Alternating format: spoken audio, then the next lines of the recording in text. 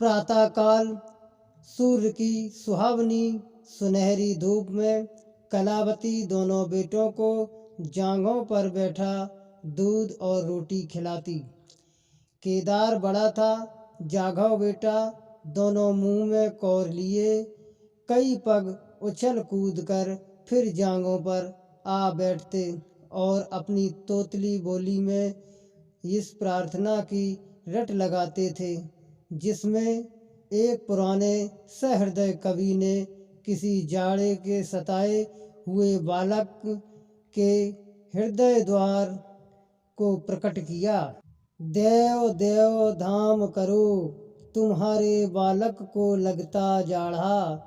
माँ उन्हें पुचकार कर बुलाती और बड़े बड़े कौर खिलाती। उसके हृदय में प्रेम की उमंग थी और नेत्रों में गर्व की झलक।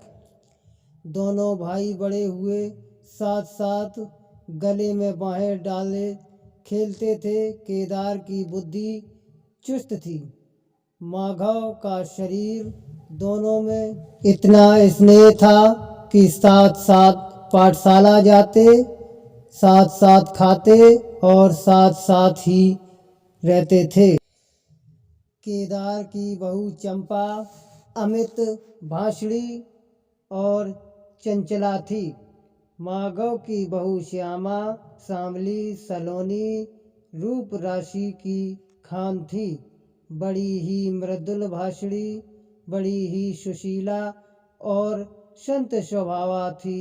केदार चंपा पर मोहे और माघव श्याम पर रीझे, परंतु कलावती का मन किसी से न मिला।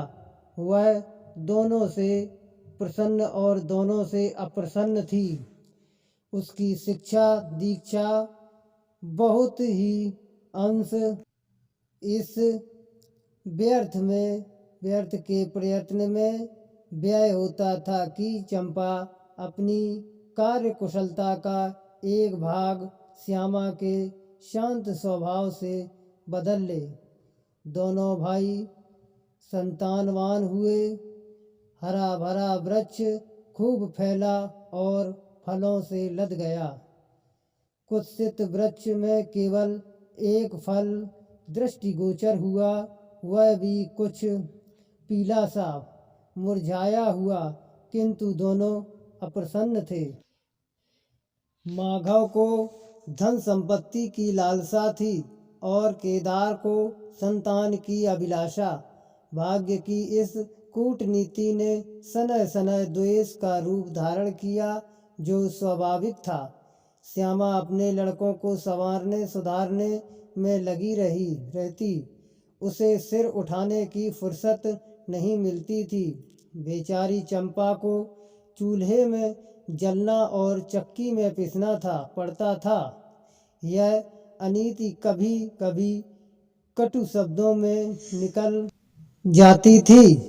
श्यामा सुनती, कुढ़ती और चुपचाप सह लेती, परंतु उसकी यह सहनशीलता चंपा के क्रोध को शांत करने के बदले और बढ़ाती। यहाँ तक कि प्याला लबालब भर गया। हिरन भागने की राह न पाकर शिकारी की तरफ लपका। चंपा और श्यामा समकोण बनाने वाली रेखाओं की भांति अलग हो गई। उस दिन एक ही घर में दो चूल्हे जले, परंतु भाइयों ने दोनों की सूरत न देखी और कलावती सारे दिन रोती रही। कई वर्ष बीत गए। दोनों भाई जो किसी समय एक ही पलथी पर बैठते थे, एक ही थाली में खाते थे और एक ही छाती से दूध पीते थे, उन्हें अब एक घर में एक गांव में रहना कठिन हो गया। परंतु कुल की साख में बट न लगे, इसलिए ईर्ष्या और द्वेष की धधकी हुई आग को राख के नीचे दबाने की व्यर्थ चेष्टा की जाती थी। उन लोगों में एक भ्रांत स्नेह न था, केवल भाई के नाम की लाज थी। माँ भी जीवित थी, पर दोनों बेटों का वैमनस्य देखकर आंसू बहाया करती। हृदय में प्रेम था, पर नेत्रों में अभिमान न था। कुसुम वही थी, परंतु वह छटा न थी। दोनों भाई जब लड़के थे, तब एक को रोते देख दूसरा भी रोने लगता था। तब वह नादान, बेसमझ और भोले थे। आज एक को रोते हुए देख दूसरा हंसता और तालियां बजाता। अब वह समझदार और बुद्धिमान हो गए थे। जब उन्हें अपने पराये की पहचान न थी, उस समय यदि कोई छेड़ने के लिए एक को अपने साथ ले जाने की धमकी देता, तो दूसरा जमीन पर लौट जाता और उस आदमी का कुर्ता पकड़ लेता। अब यदि एक भाई को मृत्यु भी धमकाती, तो दूसरे के नेत्रों में आंसू न आते। अब उन्हें अपने पराये की पहचान हो गई थी। बेचारे माधव की दशा शोचनीय थी। खर्च अधिक था और आमदनी कम। उस पर कुल मर्यादा का निर्वाह। हृदय चाहे रोए चाहे होंठ हंसते रहें। हृदय चाहे मलिन हो, पर कपड़े मैले ना हो। 4 पुत्र थे, 4 पुत्रियां और आवश्यक वस्तुएं। मोतियों के मोल कुछ पाइयों की जमींदारी कहाँ तक संभालती। लड़कों का ब्याह अपने बस की बात थी, पर लड़कियों का विवाह कैसे टल सकता। 2 पाई जमीन पहली कन्या के विवाह में भेंट हो गई। उस पर भी बाराती बिना भात खाए आंगन से उठ गए। शेष दूसरी कन्या के विवाह में निकल गई। साल भर बाद तीसरी लड़की का विवाह हुआ। पेड़ पत्ते भी न बचे। हाँ, अब की डाल भरपूर थी, परंतु दरिद्रता और धरोहर में वही संबंध है जो मांस और कुत्ते में। इस कन्या का अभी गौना न हुआ था कि माधव पर 2 साल के बकाया लगान का वारंट आ पहुंचा। कन्या के गहने गिरों यानी बंधक रखे गए। गला छूटा। चंपा इसी समय की ताक में थी, परंतु नए रिश्तेदारों की को सूचना दी, तुम लोग बेसुध बैठे हो, यहाँ गहनों का सफाया हुआ जाता है। दूसरे दिन एक नाई और 2 ब्राह्मण माधव के दरवाजे पर आकर बैठ गए। बेचारे के गले में फांसी पड़ गई। रुपए कहाँ से आवे। न जमीन न जायदाद, न बाग न बगीचा रहा। विश्वास वह कभी का उठ चुका था। अब यदि कोई संपत्ति थी तो केवल वही 2 कोठरियाँ जिसमें उसने अपनी सारी आयु बिताई थी, और उनका कोई ग्राहक न था। विलंब से नाक कटी जाती थी। विवश होकर केदार के पास आया और आंखों में आंसू भरे बोला, भैया, इस समय मैं बड़े संकट में हूँ, मेरी सहायता करो। केदार ने उत्तर दिया, बुद्धू, आजकल मैं भी तंग हो रहा हूँ, तुमसे सच कहता हूँ। चंपा अधिकारपूर्ण स्वर में बोली, अरे तो क्या इनके लिए भी तंग हो रहे हैं। अलग भोजन करने से क्या इज्जत अलग हो जाएगी। केदार ने स्त्री की ओर कनखियों से ताक कर कहा, नहीं नहीं, मेरा यह प्रयोजन नहीं था। हाथ तंग है तो क्या कोई न कोई प्रबंध किया ही जाएगा। चंपा ने माधव से पूछा, 5-20 से कुछ ऊपर ही पर गहने रखे थे ना। केदार नारायण पढ़ रहे थे, फिर पढ़ने में लग गए।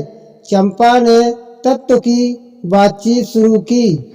रुपया बहुत है, हमारे पास होता तो कोई बात न थी, परंतु हमें भी दूसरे से दिलाना पड़ेगा और महाजन बिना कुछ लिखाए पढ़ाए रुपये देता नहीं है। माधव ने सोचा, यदि मेरे पास कुछ लिखाने पढ़ने के को होता तो क्या और महाजन मर गए थे, तुम्हारे दरवाजे पर क्यों? बोला, लिखने पढ़ने को मेरे पास है ही क्या, जो कुछ जगह जायदाद है वह यही घर है। केदार और चंपा ने एक दूसरे को गर्मभेदी नयनों से देखा और मन ही मन कहा, क्या आज सचमुच जीवन की प्यारी अभिलाषाएं पूरी होंगी। परंतु हृदय की यह उमंग मुंह तक आते आते गंभीर रूप धारण कर गई। चंपा बड़ी गंभीरता से बोली, घर पर तो कोई महाजन कदाचित ही रुपए दे, शायद हो तो कुछ किराया ही आवे, पर गवई में तो कोई सेंत में रहने वाला भी नहीं। साझे की चीज ठहरी। केदार डरे कि चंपा की कठोरता से खेल बिगड़ न जाए। बोले, एक महाजन से मेरी जान पहचान है, वह कदाचित कहने सुनने में आ जाए। चंपा ने गर्दन हिलाकर इस युक्ति की सराहना की और बोली, पर 2-3-20 से अधिक मिलना कठिन है। केदार ने जान पर खेल कर कहा, अरे बहुत दबाने पर 4-20 हो जाएंगे और क्या। अब की चंपा ने तीव्र दृष्टि से केदार को देखा और अनमनी सी होकर बोली, महाजन ऐसे अंधे नहीं होते। माधव अपने भाई बाबा के इस गुप्त रहस्य को कुछ कुछ समझता था। वह चकित था कि इन्हें इतनी बुद्धि कहाँ से मिल गई। बोला, रुपए कहाँ से आवेंगे। चंपा चिढ़कर बोली, और रुपयों के लिए और फिक्र करो, 125 रुपए इन 2 कोठियों के इस जन्म में कोई न देगा। 4-20 चाहो तो एक महाजन से दिला दूं, लिखा पढ़ी कर लो। माधव इन रहस्यमय बातों से सशंक हो गया। उसे भय हुआ कि यह लोग मेरे साथ कोई गहरी चाल चल रहे हैं। दृढ़ता के साथ अड़कर बोला, और कौन सी फिक्र करूं, गहने होते तो कहता, लाओ रख दूं। यहाँ तो कच्चा सूत भी नहीं है। जब बदनाम हुए तो क्या 10 के लिए, क्या 50 के लिए, दोनों एक ही बात है। यदि घर बेचकर मेरा नाम रह जाए तो यहाँ तक तो स्वीकार है, परंतु घर भी बेचूं और उस पर भी प्रतिष्ठा धूल में मिले, ऐसा मैं न करूँगा। केवल नाम का ध्यान है, नहीं एक बार नहीं कर जाऊं तो मेरा कोई क्या करेगा। और सच पूछो तो मुझे अपने नाम की कोई चिंता नहीं है। मुझे कौन जानता है, संसार तो भैया को हंसेगा।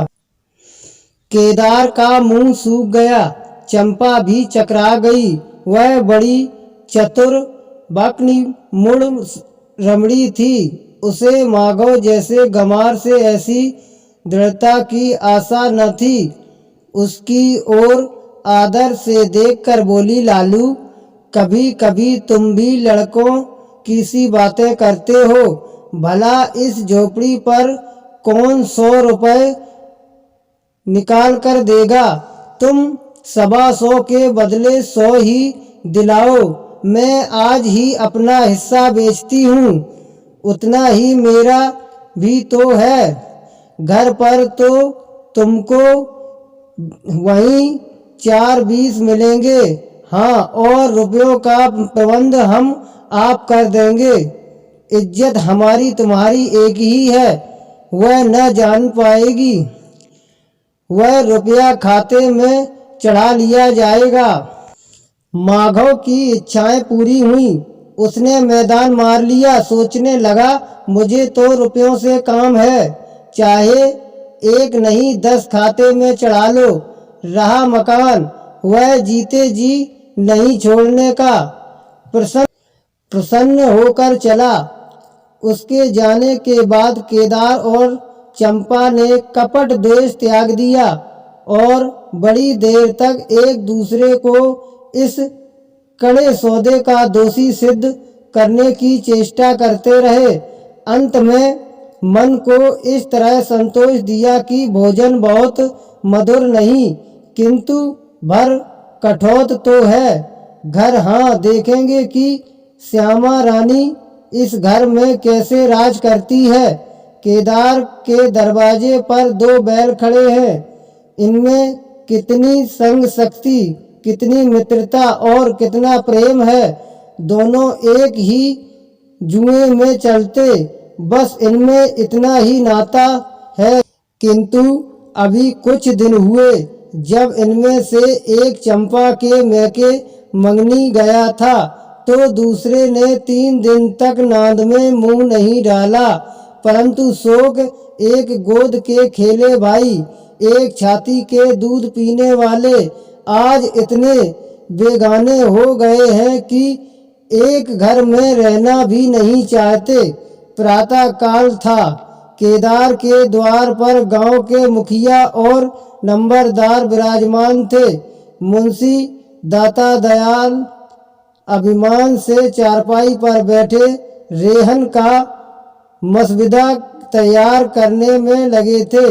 बार बार कलम बनाते और बार बार खत रखते, पर खत की शान न सुधरती थी। केदार का मुखारविंद विकसित था और चंपा फूली नहीं समाती थी। माधव कुम्हलाया और मिलान था। मुखिया ने कहा, भाई ऐसा हित न भाई ऐसा शत्रु। केदार ने छोटे भाई की लाज रख ली। नंबरदार ने अनुमोदन किया, भाई हो तो ऐसा हो। मुख्तार ने कहा, भाई सपूतों का यही काम है। दाता दयाल ने पूछा, रेहन लिखने वाले का नाम? बड़े भाई बोले, माधव बल्द शिवदत्त। और लिखवाने वाले का? केदार बल्द शिवदत्त। माधव ने बड़े भाई की ओर चकित होकर देखा। आंखें डबडबा आईं। केदार उसकी ओर देख न सका। नंबरदार, मुखिया और मुख्तार भी विस्मित हुए। क्या केदार खुद ही रुपए दे रहा है? बातचीत तो किसी साहूकार की थी। जब घर ही में रुपया मौजूद है तो इस रहनुमाने की आवश्यकता ही क्या थी? भाई भाई में इतना अविश्वास! अरे राम राम राम! क्या माधव 80 रुपए का भी महंगा है? और यदि दबा ही बैठता तो क्या रुपए पानी में चले जाते? सभी की आंखें सेन द्वारा परस्पर बातें करने लगीं।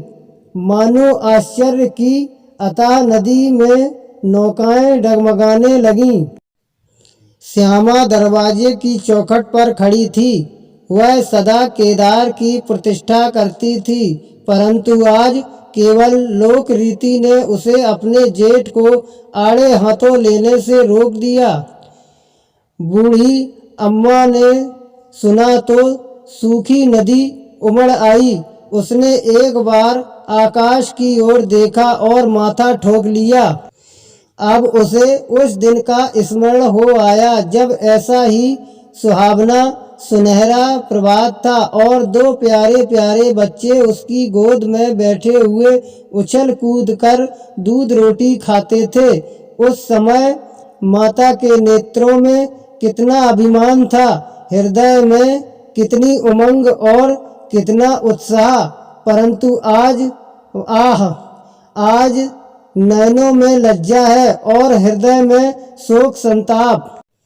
उसने पृथ्वी की ओर देखकर कातर स्वर में कहा, हे नारायण, क्या ऐसे पुत्रों को मेरी ही कोख से जन्म लेना था?